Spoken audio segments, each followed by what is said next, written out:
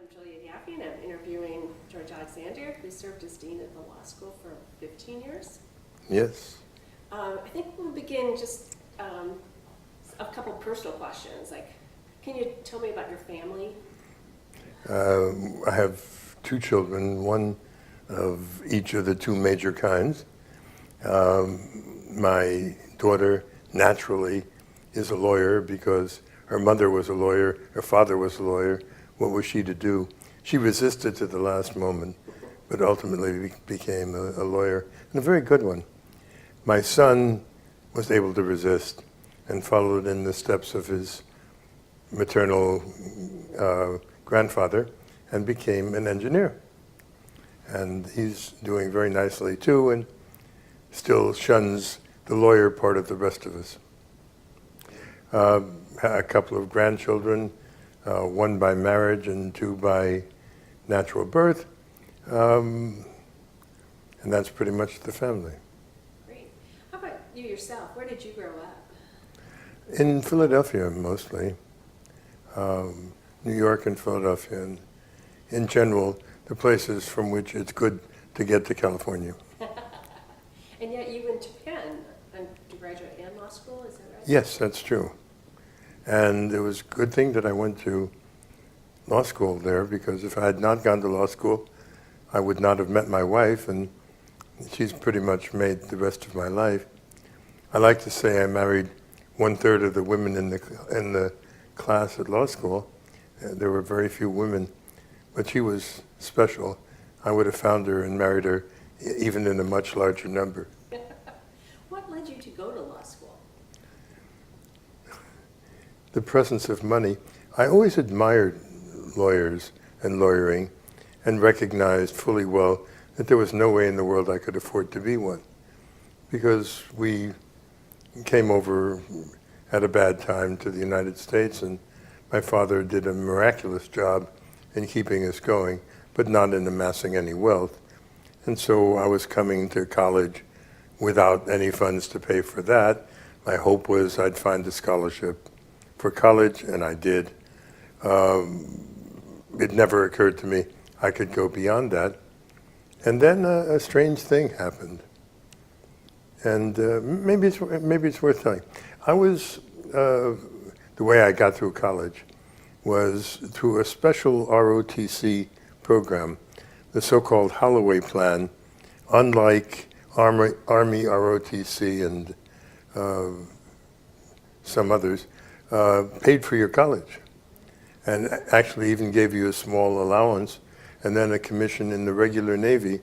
The thought was that the Navy was too dominated by people who had built their careers around Annapolis, and while that was good for the Corps, it needed some broadening. The notion was people would come in from the rest of the world and broaden it if they were selected in this way. Anyway, I got a scholarship to go to Penn. That surprised me at the time, but I got it and got through Penn, and would probably have gone on to teach history, political science, something like that, except for my practice of law. Now, you're going to tell me I hadn't been to law school. That's right. But at the time that I was getting out of the Navy, the Judge Advocate General's Corps of the Navy had not been established. And for a lot of law, not all of it, it was sort of done by the book by people who didn't know what they were doing, of which I was one. And I served on my destroyer near the end of my service as the trial counsel, which is prosecutor, and did a wonderful job in convicting people of coming back too late and, all the heinous things that sailors do. And then finally, I was ready to leave.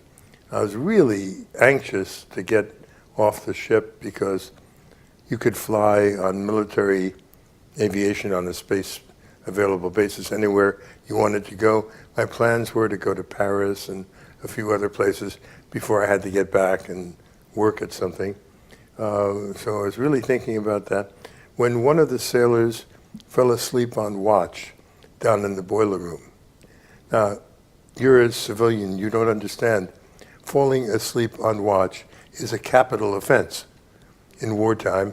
In peacetime, it's very serious. In wartime, they can execute you for it. So it's not to be taken lightly, except that if you use a summary court, which is all you have on a destroyer, you don't have any lawyers, so you do the best you can. An Annapolis man had been appointed my successor as prosecutor, and this poor sailor was looking around for someone to defend him. Well, there was nobody who had any idea what was going on, including me, but at least I'd been doing it as prosecutor. So he said, please, would I take out the time to be his defense counsel? And I couldn't think of a good reason why not. So I said yes, smartest move I ever made. And we convened the court. Now, the way courts work then is 3 officers, none of whom were lawyers, were the court, and there was no judge, and there was a prosecutor and a defense counsel. And whenever any of the legal issues came up, everyone would say, wait a minute, and check the manual for courts martial, which we all had. The ringing cry was always, what page is it on? So anyway, we start the prosecution. Now, the Navy is mostly represented by a burly chief bosun's mate, fairly elevated enlisted person whose job it is to get a conviction here. And he has a problem, he thinks. The only real evidence he has of my clients being asleep is the fact that one of their shipmates had seen him. The shipmate, unfortunately, according to the bosun, was a really good friend of the defendant, and it might take some heavy-duty questioning to make sure he got the evidence out right. And he had seen enough Perry Mason that he knew he couldn't badger his own witness. Wait, there's a solution. It occurred to him, let Alexander call him as a defense witness, then I can cross-examine him. So he goes through the trial, his part of it, he rests, and he sits down waiting for me to call. You see what's happening, because we now know, but please understand, law was a total mystery to everybody in the room. We were sitting around, and I'm thinking, there's something wrong here. Something, and then it hits me. Yes, I know it. Move to dismiss on the grounds that the Navy has failed to prove its case. Well, everybody, first of all, the ringing cry, what page is it on? And we all thumbed through the book. And yes, by God, you can say that. They haven't proved their case. They don't get to win. The court is flabbergasted. The prosecutor is going out of his mind. It was all a very... And in any event, they decide that somehow or other I must be right. And then they do something that I didn't even know was as improper as it was. The 3-person court said, well, all right, let's hear the rest of the evidence. They really had no way of doing that anymore. The case was over. But never mind, because by that time, the trial counsel couldn't spell his name. Never mind call witnesses. He bollocks the whole thing, and there was nothing for the court to do but to dismiss my client, to find him not guilty. Now, that was sort of exceptional. As nearly as anyone could tell, in the history of the ship, no person had ever been acquitted in a summary court. And good reason for that. A ship's captain appoints the court, is the superior of all of the members of the court, wants the conviction. I mean, did you get the sense that this is not the fairest tribunal? They ultimately did away with that kind of hearing, or modified it greatly. But that was still the way it was happening. And so there my client was free. Everybody was celebrating. And the trial counsel, poor chap, who had decided to make the Navy his career, an Annapolis man, couldn't find a joke in this at all. Not only did he lose, but no one had ever lost, and so he looked particularly bad. And he wasn't quite sure what he was going to do about it. But for openers, he thought what he would do is hide out. The one thing he knew I needed before I could get on to Paris is his signature on the trial record. Only the trial counsel can certify the record is correct. Without that, I can't leave the ship. And he figured he would show me. And as a matter of fact, he was beginning to get under my skin, sitting around not able to do anything but wait. And I guess the captain really did fit along the way I described interest in the case, because he wasn't helping. And we were all sitting around letting the trial counsel torture me as best he could. When on the second day a letter came from the University of Pennsylvania, where I had never expected to get a scholarship, that said they had a limited number of scholarships and they would appoint me to one of them, provided that I accepted within 15 days, and after that it would lapse, and that would be that. Well, in 15 days, I would have been in Paris. I would have been in La La Land, totally oblivious to the receipt of the scholarship. So in effect, the scholarship which I accepted was my pay for my defense in the case, and better pay than I ever got again in the practice of law. So that's how I ended up going to law school, and then I met and married my wife, and they lived happily ever after, I think the books say. Oh, great. Glad to hear that ending.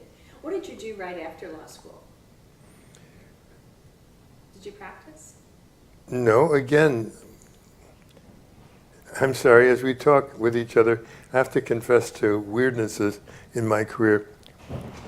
One of my worst traits, probably, is that I have a great stubbornness about issues.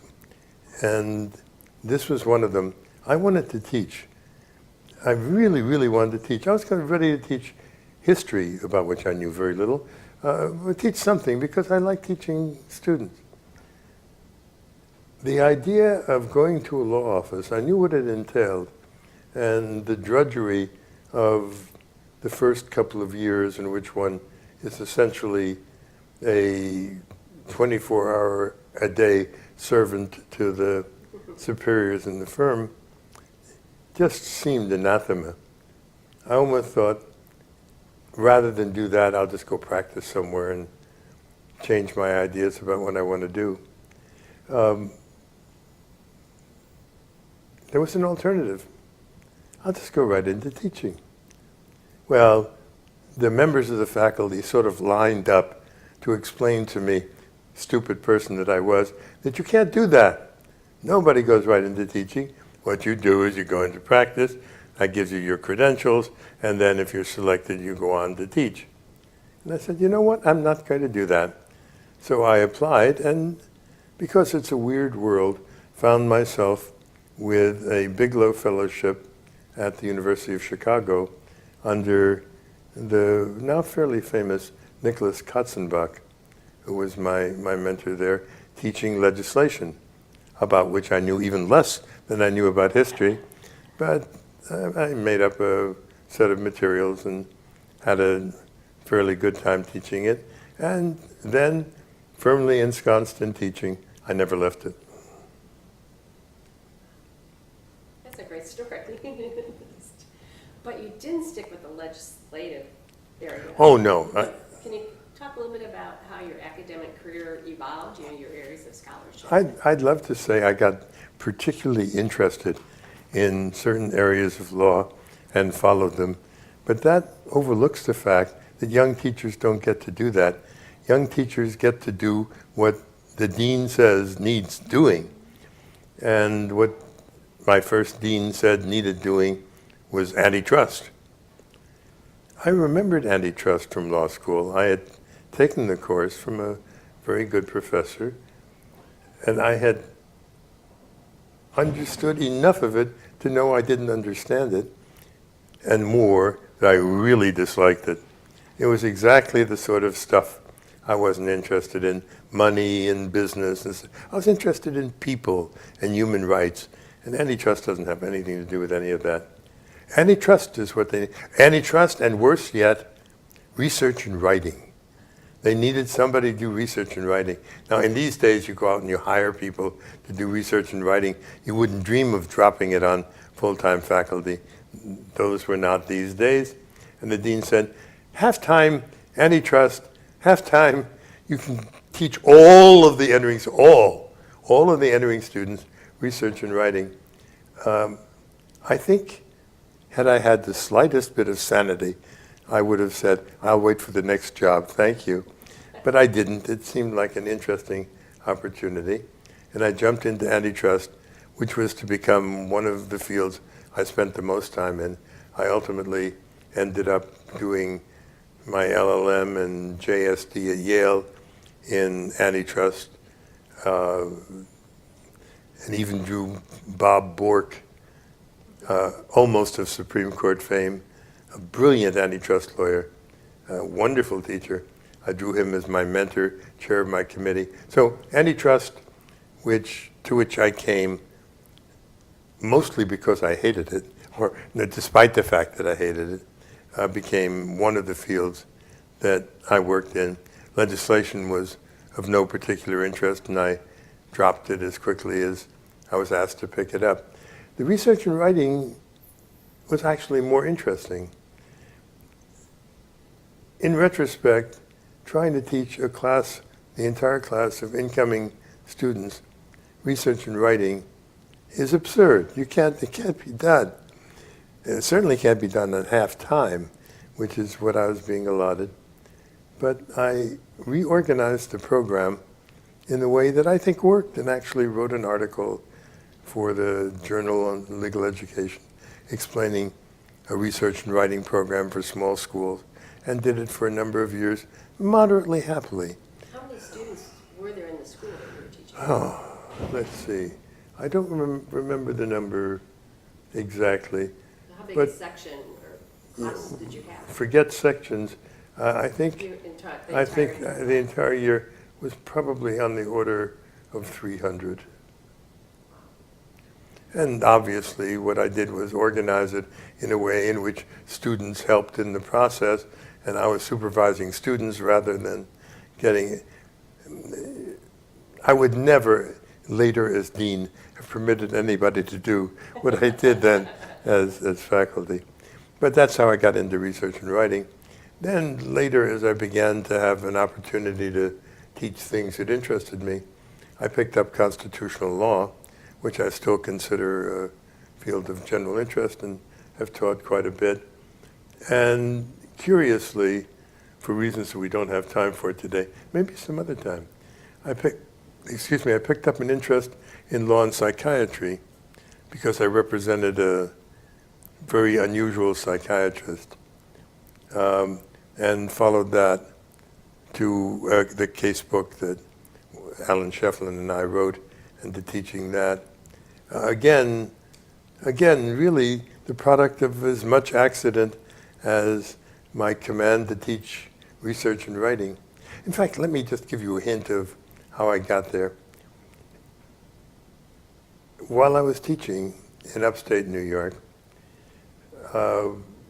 we were part of what had been a university, now split apart by economics. The state had run a larger part of the campus with the things that the public university, that the private university could not afford, including the medical school. So they had the medical school, we had the general academic program. Syracuse? Syracuse, yeah. They had the Upstate Medical Center, we had Syracuse University.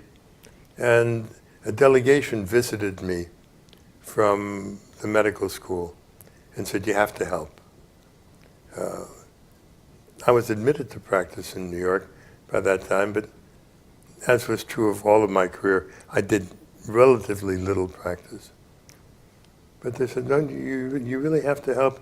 We can't seem to find anyone, and it's terrible. What's terrible?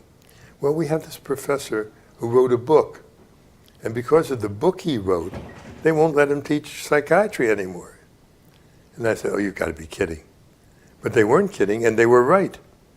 The professor was a man called Dr. Thomas Sass, who had written a book called The Myth of Mental Illness.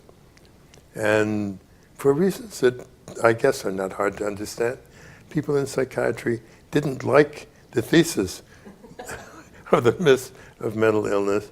And so they did what people who think they have power naturally do. They said, stop teaching. And his students came over to see me. And I said, of course, I have to take the case. And as I remember it, it was not a difficult case. By now I know some ethical codes that I badly violated at the time, but at the time I didn't know that I really didn't have a right to talk to the opposing side's clients. I was supposed to talk to their lawyer. So I simply said to him, let's not waste too much time on this. Can I talk to the people who made the decision to bar Tom Sass from teaching? Because I just want to ask him one question. What are you going to say to the federal judge who says people have a right to express their opinion as part of teaching? I mean, I want to hear it. It's wonderful to see federal judges laugh. They so rarely do. And I think almost whatever you say, they're going to laugh. Well, they listened to me a couple of minutes, and the next day he was back teaching. And a few years later, he won the award for most honored teacher of some sort at the university. And I was started on law and psychiatry. Wow. How did you get interested in administration? Because rather than just being a classroom academic. How to say this without defaming a now dead person. While I was at Syracuse, we got a new dean who was not universally loved by the faculty. And a majority of the faculty had a response to what to do about the fact they didn't like him. It was a political thing. He was very pro-war, and he took a number of political views that they didn't share. This was in the 60s, right? Right. Vietnam was a big issue. Right. And he was definitely on the side that did not probably prevail in public opinion. The faculty said, George, go be associate dean, and we'll work things through you, and we'll forget about him. And stupidly, I said, all right, I will, because someone had to. And then I realized that, of course, first day of the following week, I had become part of the administration. And everything was wrong. On the one hand, I was holding him down with my left hand. On the other hand, I was holding back the faculty that was ready to throttle me for the policies of the school. It was terrible. And I said, you know, I've got to have an opportunity to see that in normal circumstances, I could do a better job than this. And that's how I got into administration. And tell us a great story about how you came to Santa Clara to become our dean. Oh, well, obviously it was made to be that way. One of my jobs as associate dean at Syracuse was to get research funds, not uncommon. And I looked around, and it was very easy to figure out what to do. President Kennedy had just seen Sputnik and decided the Russians had gotten ahead of us, and at all costs we were going to catch up. You could figure out, even without seeing it, that all you had to do is walk by NASA and say something about space law, and they would give you all the money you wanted, no questions asked. So I walked by, and I picked up a very large bundle of money to spend on space law-related things. What is space law? I don't know. They didn't know. Nobody knew. But never mind. There was money. I took the money back, and I told the faculty, okay, guys, gals, what do you want to do? Here it is. Come get it. Hello? Nobody, not a soul, wanted to touch it. So the only thing to do, I guess, I couldn't give the money back. I had to put together a program to spend it myself. So I signed a contract with NASA that I would write a casebook on space law, which is about as ridiculous as it sounds now. And I figured the way to do it was to visit the space centers and ask them, what is it about law as you've practiced it that's different because it involves space? You tell me what the issues are, I can't figure it out, and I'll write something around them.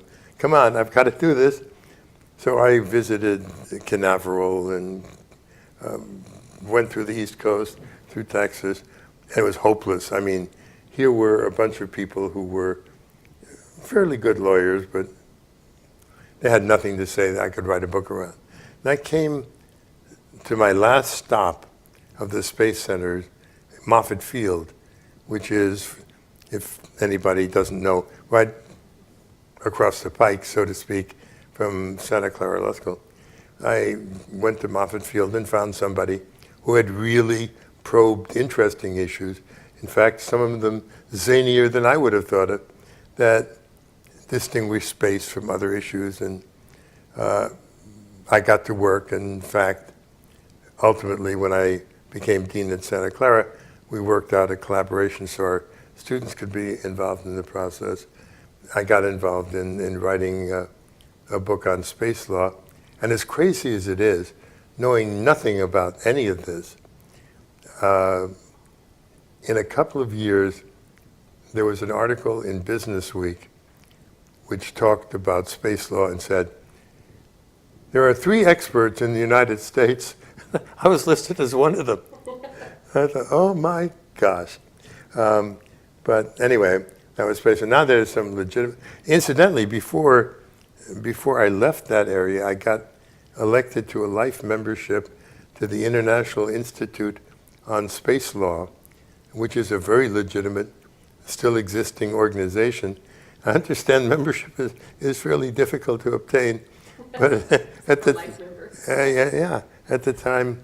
So anyway, that got me in. And that's sort of been the way I've gotten into almost all of my areas as a dilettante, maybe, I don't know. Pick up an area because of something of interest. A teacher who got fired at Upstate Medical Center, NASA that wanted to waste some of the government's money on space law, account for a part of what I did. So that was your first introduction to Santa Clara. Had you heard of Santa Clara Law School when you were in upstate New York? I hate to tell you, but I had never once heard the name. And indeed, when my then colleague, the chief counsel at Moffett, said he wanted to introduce me to the dean at Santa Clara, I said, what's Santa Clara? And they explained it was a law school. And I said, really? I'd never heard of course, I'd heard of Berkeley. I'd heard of Stanford. Never heard of Santa Clara. But hey, you have to start somewhere. And then how did you happen to continue the contact with Santa Clara and become dean here? Well, what happened was I met the dean. That was Dean Heward. Dean Heward, yeah. Who had done a great job as dean of the school. And some of the colleagues, just by way of introduction from the general counsel. And then Dean Heward died, and they needed a dean, and started looking around, and I was one of the people they spoke to, and next thing I knew, here I was. What attracted you to apply for the deanship here? So many things. The reason I'm really here, I'm quite sure, is my late mother-in-law. She and her husband had been in Pittsburgh, and it was okay for me to be at Syracuse, which wasn't exactly at Pittsburgh, but close enough. We could come by for Thanksgiving and so on and so forth. and she could see her grandchildren. But then her husband moved from his work in Pittsburgh to work out here in California, and that was too far away. So my wife says she twitched her nose. But whatever she did, she said, well, no, he's got to come here. And so she made all of us, the rest of this happen. So she was part of the reason. And one of the reasons I didn't resist is because there are some obvious advantages. One perhaps best expressed by a phone call. We used to talk to my father-in-law and mother-in-law every week on the weekend. And if you want to see a brutal American winter, you have to go to Syracuse, New York. Now, it isn't the fact that Syracuse has an unimaginable amount of snow. It isn't even the fact that the snow is not white but black with dirt. What it really is that the sun goes down in mid-April and doesn't reappear until September, October. You have no sunny days. It doesn't snow every day. It snows a lot, but there is no sunshine. In between, you have the slush that's on the street that turns to ice, for which the city had a solution, 4-way stop signs, so that you'd have ice going in every direction. It was just wonderful. And before you got to partake in that wonderful ritual, you had to get out of your house, which meant you had to shovel your way through an enormous mountain of snow just to get out of the driveway. Well, this Sunday, I had worked my way out of the driveway, always made more interesting by the fact that my son and daughter liked to sit on top of the snow pile as I was shoveling it out and shovel it back in, play with Daddy. Anyway, I'd gotten out, I was relieved, and the phone rang. It was my father-in-law. And I said, Dad, exhausted, how are things in where you are? He said, you know, it's just awful. It was so bad today, I couldn't go in swimming. I put down the phone and started packing. It sounds like you made a good choice. So how did you find the law school when you first got here? What was this place like in 1970? Right? It was fascinating. The other real reason, more serious reason, why it was so attractive was this was a law school kit.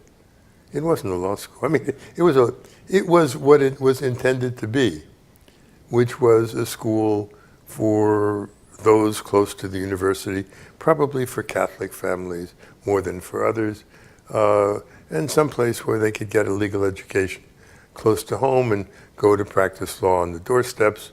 And I'm sure it was fine for that. But as a national law school, it had no pretense and no interest. Indeed, 15 years later, when the administration and I finally couldn't stand each other anymore on this issue, the administration was quoted by the local paper as having said collectively, they never said it, but the paper put this in their mouth, a first-class law school is not what they had in mind. This was not a first-class law school. And so being able to play with things and see if you could build from where Santa Clara was to something closer to a first-class law school was an amazingly wonderful challenge. I don't think anything in my life was quite as exhilarating as that. So what were the things you started to do to build the prominence of the place? It's so funny. One has these impressions of what one is doing. The administration had made it pretty clear that the university could no longer afford to subsidize the law school. It was perpetually losing out-of-pocket money. Never mind not making a profit, it was costing hard dollars that the university really didn't have. And so the message was pretty clear. If you can't make this place pay itself pay for itself better than it does, it's probably about time to close it down. And a lot of feeling, I'm not sure anybody ever said it, but I always had the feeling that the consensus when people talked about this in the Jesuit residence was, boy, we hope he closes it down. And of course, I wasn't about to do that if I could avoid it. So what did I need? Well, I needed people. Let's see, how could I add to people? Well, for one thing, I remember how attractive California was when I was an Easterner. Why not go east and see whether some people wouldn't like to study in a better climate than they have? And then I noticed there weren't all that many women. I already mentioned that there were only 3 women in my law school class. Well, that was sort of typical of legal education. There weren't a large number of women at Santa Clara. So go east, find people, preferably women, and get them in number. And next thing I knew, I looked down, and this enormous number of women were applying at Santa Clara. And I said, boy, I'm better than I thought I was. Until I looked around and saw that every law school in the country was being inundated by women. Somebody, I don't know who, I never have found out who, blew a whistle somewhere right around the right time, and the whistle said to women who had mostly considered themselves ostracized from law, now's the time. And they came in large numbers to Santa Clara and everywhere else. The big difference is, ignorant of the fact that I hadn't caused the onrush of people, I thought we can build on this. And I took the law school and tripled it in about 3 years. The other schools near us all also had more applicants, and in the main they doubled, but we tripled. And in tripling, we so much improved our credentials. We had B students on average, and they became A students on average. And of course, more dramatically, the women students took over. Well, you know, it's not only that women are very, very good at law. Why shouldn't they be? It's also the fact that a lot of good women had been told they couldn't do it. So when the doors opened, those in line included some of the best and brightest. And there was a time in there that my wife said to me, we quickly became about 50-50 men and women. And my wife said, it's time for a minority program for men. And I applauded her for her wisdom and ignored what she had to say. But it was about time for a minority program for men. The editor-in-chief of the Law Review was a woman. And women were just doing wonderfully well. And people were coming in large numbers, and I guess they've never stopped coming. I have no idea, since I now know that it had nothing to do with the number of women coming, I have no idea whether that recruiting adventure led to what was our enrollment pattern after that. But we never thereafter really hurt for a large number of good applicants. So we got that done. Then the next interesting thing was to figure out what it is we really wanted to do. And to the outsider, law school is about teaching people a bunch of rules so that they can go out and do what they do on television, which of course is totally wrong. What law school is about is having some influence on things of value and importance in the world, and you have to tune the educational package to get that. We agreed very quickly as a faculty. It was an agreeable bunch in those days, small at first, but grew a little bigger. We agreed without any quarrel that our first purpose was to get human rights lawyers. Desperately needed supportive human rights, and everybody agreed on that. Then the question was, what do we do next? And after that, people took different positions. I thought it was important to get out into the rest of the world. And so I started our international program. Now, I mean, I keep saying things like I started our international program.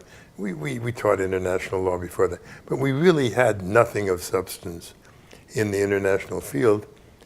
And the question was, what did we want to do if we were interested in having an international presence?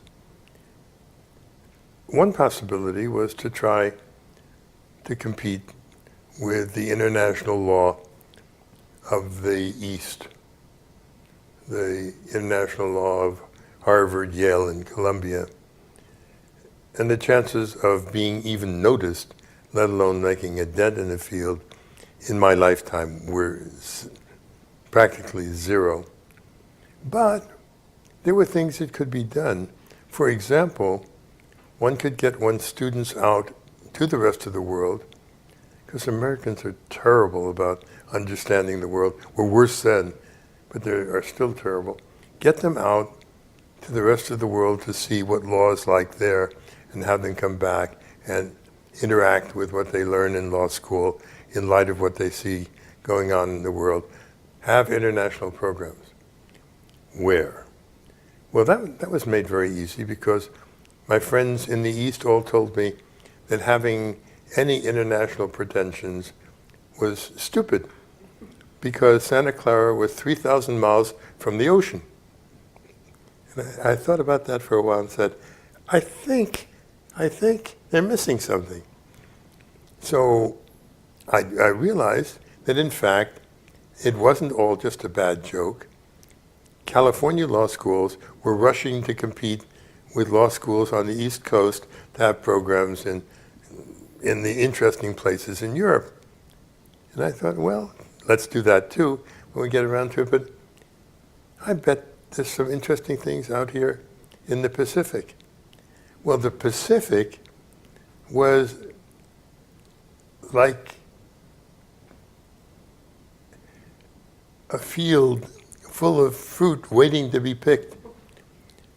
And anywhere we turned, we could have anything we wanted, because there wasn't anybody else asking. Because they all realized that there wasn't an ocean here. But Phil Jimenez, one of my colleagues here, and I, and lots of other people went around. But it was absurdly easy. We opened up a program in Tokyo.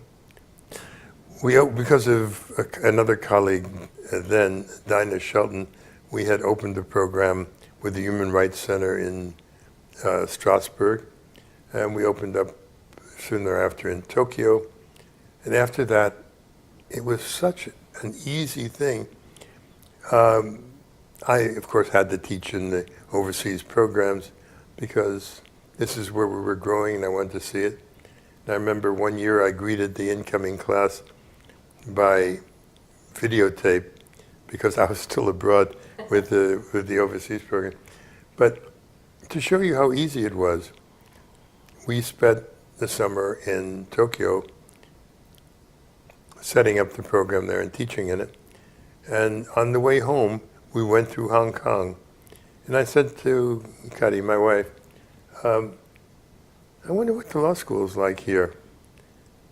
I think I'd like to go take a look. So we went up the hill, and there's a fine school, English University of Hong Kong. And I asked whether I could see the dean. It turns out the dean had been mulling the idea of collaboration with some school in the United States. And I would say about 30 minutes after I entered his office, we had a program in Hong Kong, which we've had ever since. And Phil did likewise in the ASEAN countries, and we had programs, and others, and we had programs in Bangkok and in Ho Chi Minh and in Seoul, in a number of places in Asia, and we really filled that out. And after a while, it came time to fill out a little more in Europe. We now have more summer programs than any other school in the country, by far. But more than that, we knew what we were doing with them. We were getting American students educated as to what was going on in the world in a meaningful way. And what's hard about that? The American Bar Association, of course. They've got their, quote, standards, end quote, and they came around with the most ridiculous objections. We opened up a program at Oxford. Oxford. It has to, I mean, everyone knows, has to be about the finest education in the world. Among other reasons, they simply have paid no attention to how expensive it is to teach students one-on-one. They take a dumb student and give him full-time attention with a brilliant professor. Yeah, if you do that, you can run a pretty good program. They did, and they let us collaborate with them in Magdalen College. We still do. And it was one of the places that we particularly enjoyed. But it just gave us opportunities we couldn't begin to have here. And similarly, we found in other places things that worked wonderfully well. The reason I mentioned Oxford, you recall I was talking about ABA standards, was because the ABA decided, oh wait, they already inspected the law school, they better inspect these overseas programs. So they sent us an inspection team at Oxford, which came back and wrote a report that said, in significant part, that the program at Oxford would not qualify for ABA accreditation because there were not enough classroom hours. There is a minimum classroom hour requirement. What a classroom hour is an hour in which a professor and a zillion students or some number sit around and sometimes do something, sometimes don't. What the hours were at Oxford were intense time in which each student was getting the full-time attention of a brilliant scholar. That was not the educational equivalent.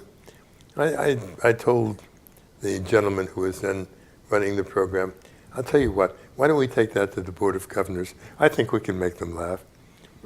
They sent another team and approved the program at Oxford. We never heard about that again. But they didn't stop there. Because I said, it isn't enough that we teach people law in classrooms. In the first place, there is absolutely no reason in the world why we should teach the Internal Revenue Code in Paris, France. I mean, I'd rather be in Paris, France than in Podunk, but what's it got to do with the Internal Revenue Code? There needs to be a connection between the locale and what we're teaching, number one. And we had a devil of a time persuading them of that. It's not part of the standard. You can't run a program unless you show that connection. And secondly, I said, you don't really understand what's going on until you get involved in practice. We put people into practice in the States. We need to put people into practice overseas. Oh, well, said the ABA, that's fine, but you have to have the arrangements that you have in the States, which means a kind of collaboration in which you get into each other's books and stuff. I mean, it is so unthinkable abroad that essentially it says, don't dare do it. And I said, I'm sorry, that's just stupid, and we're going to do it and test it. It's now generally accepted that you can do it, but surprisingly, in 2010, most programs overseas still do not have a practice component. And if you want to practice, well, go with a law firm and get sent overseas or something. But it's been part of ours, so that was fun. Yeah, I think the international program is obviously one of your hallmarks. You mentioned human rights law too, important things that the law school wanted to commit to. Did that affect the people that you hired to teach here, or how did that play out? Well, curiously not. I have incredibly simplistic notion as to how you hire a faculty.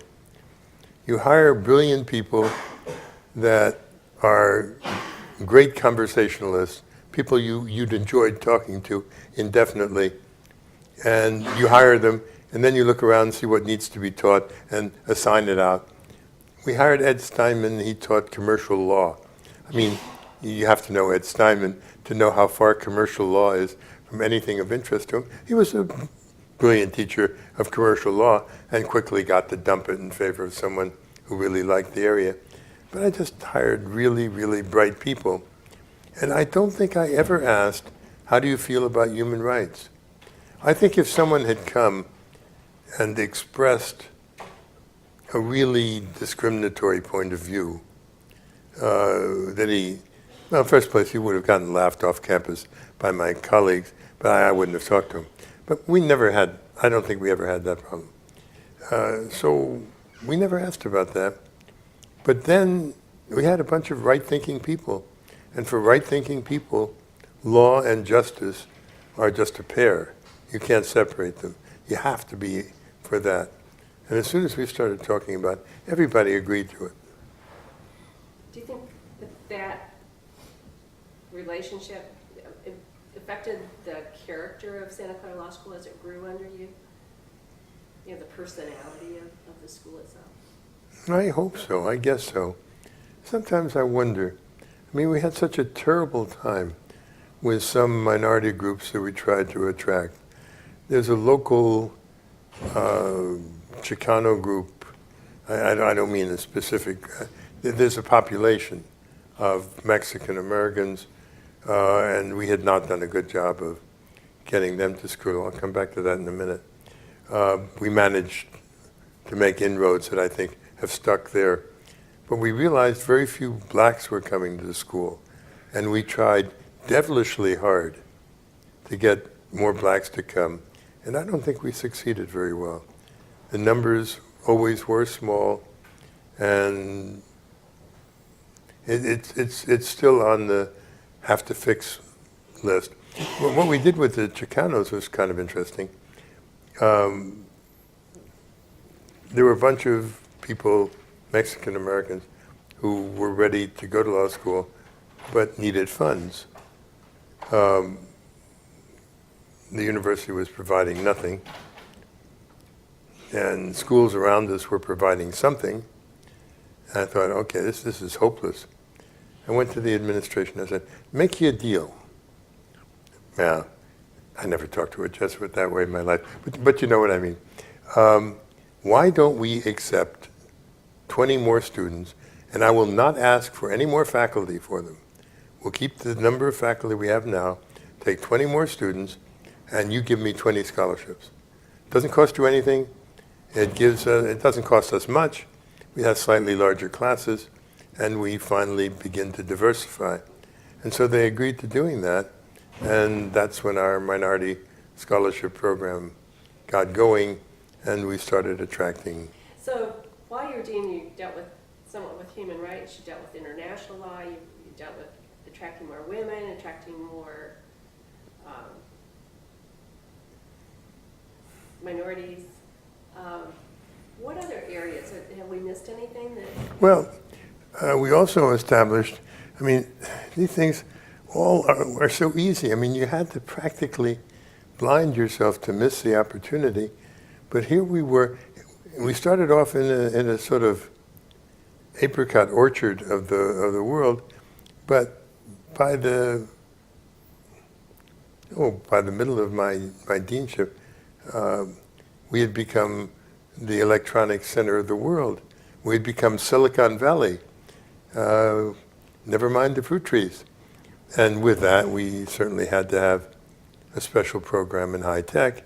We established one and almost immediately made the list, even of that rather stupid rating organization that presently rates schools.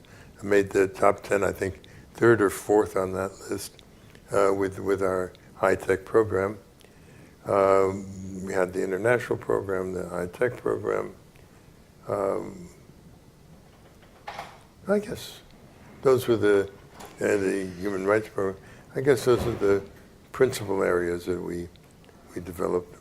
Going back to some of the things you were doing, I know you became active in the Society of American Law Teachers. Yes. And how did you become interested in that organization? I know you became president. Can you talk about that a little bit?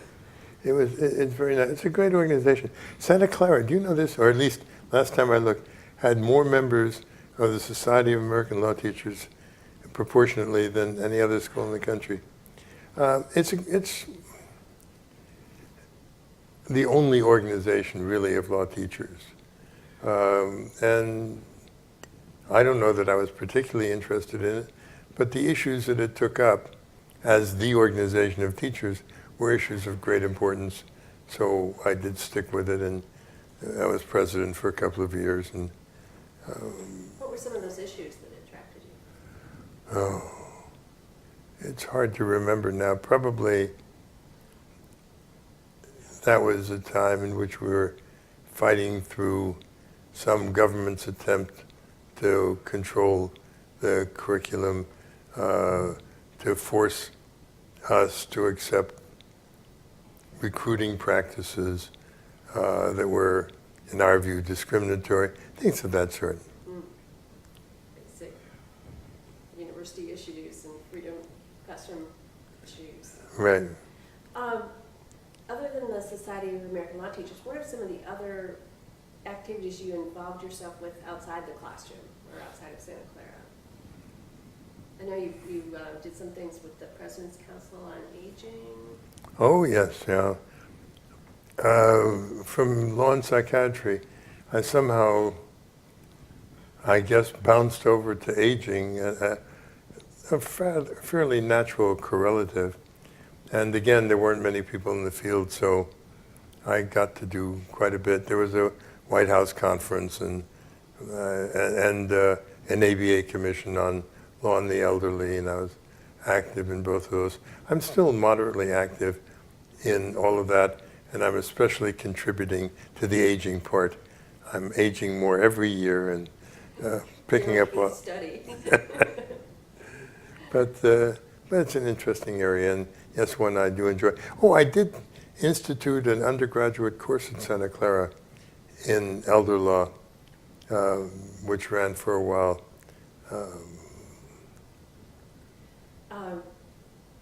Your academic interests have certainly been varied. You've mentioned a number of them. And obviously, even after you stepped down as dean and even after you've retired and become a professor emeritus, you're still... Dean Emeritus. Dean Emeritus, I'm sorry, Dean Emeritus.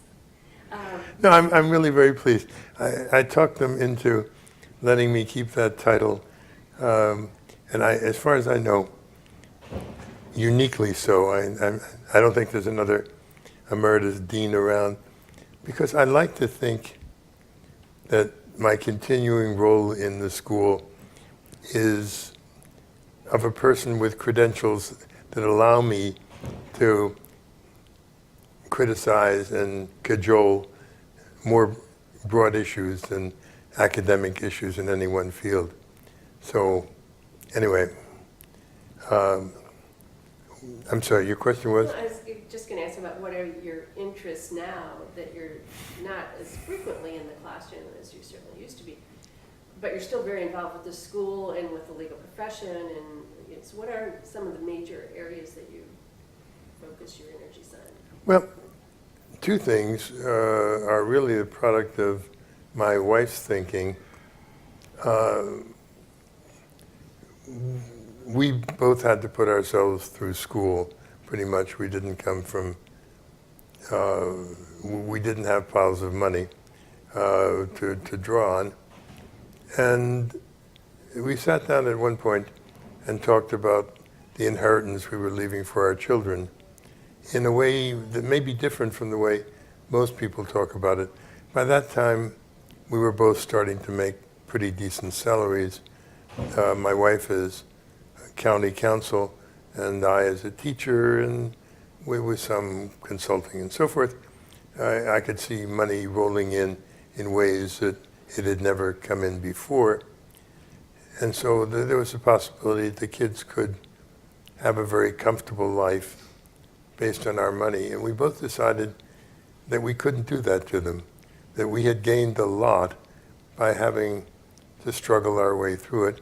So we told both of our children that we'll leave $1 million, I guess it is, to you, just in case. But and we'll support you in anything you need support while we're alive.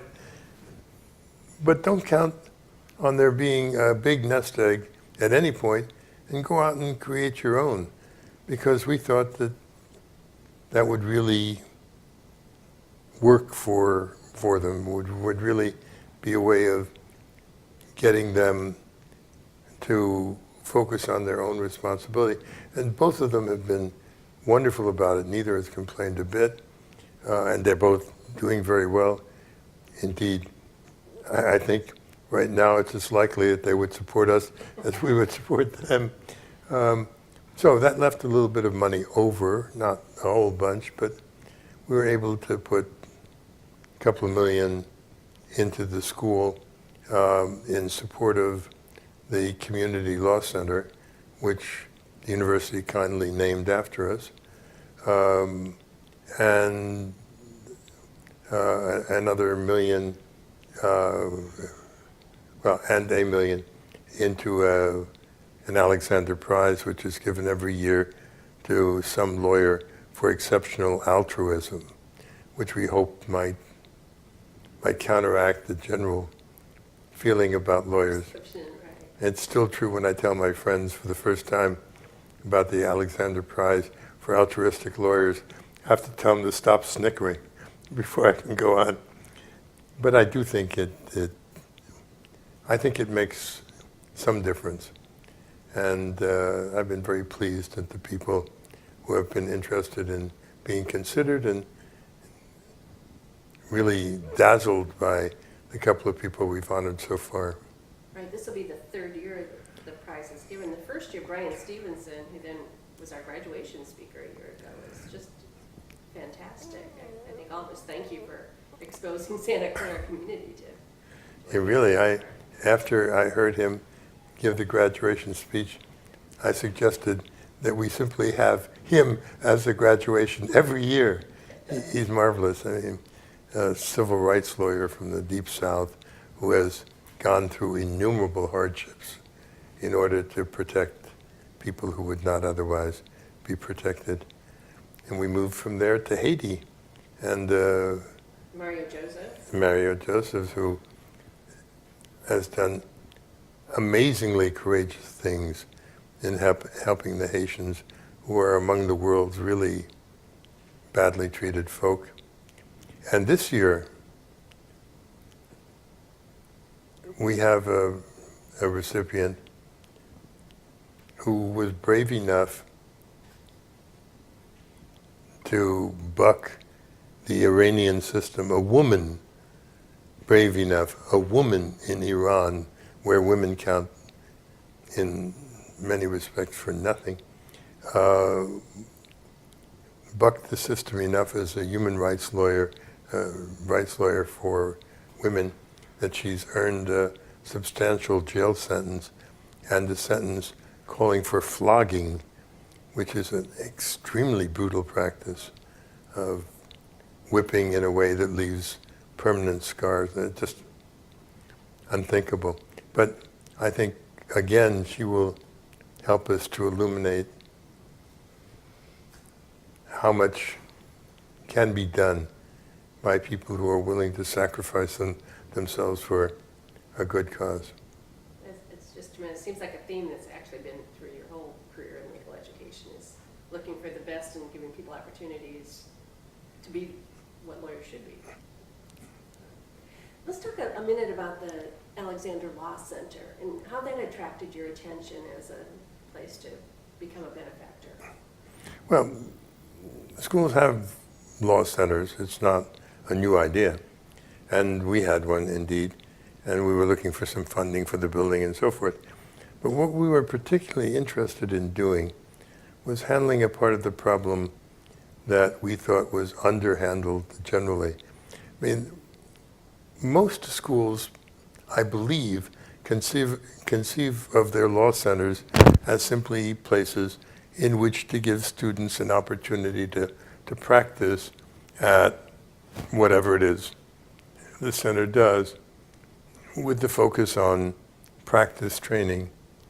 We wanted to focus on the objective as well. And the objective we wanted to be to help poor people with civil problems, because there's something of an establishment to help people accused of crime, public defender system and so forth. But there really is very little to help poor people who are being taken advantage of because of their inability to speak the language or because of knowledge problems. People who are sold cars and in fraudulent contracts.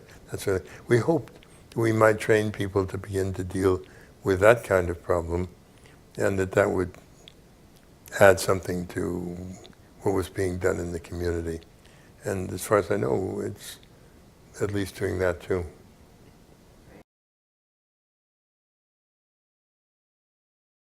That was 40 years ago that you became dean. What are the things that you personally are proudest of? That's interesting.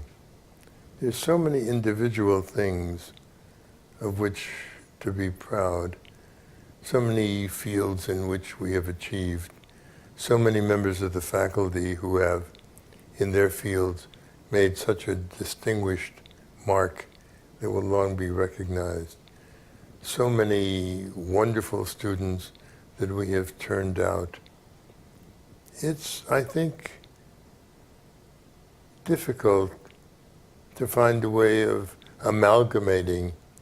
What I'm proudest of is that we have, with, I think, limited resources, put together a center that is not only able to teach law, a school that is not only able to teach law, but able to accomplish some of the other important objectives as well.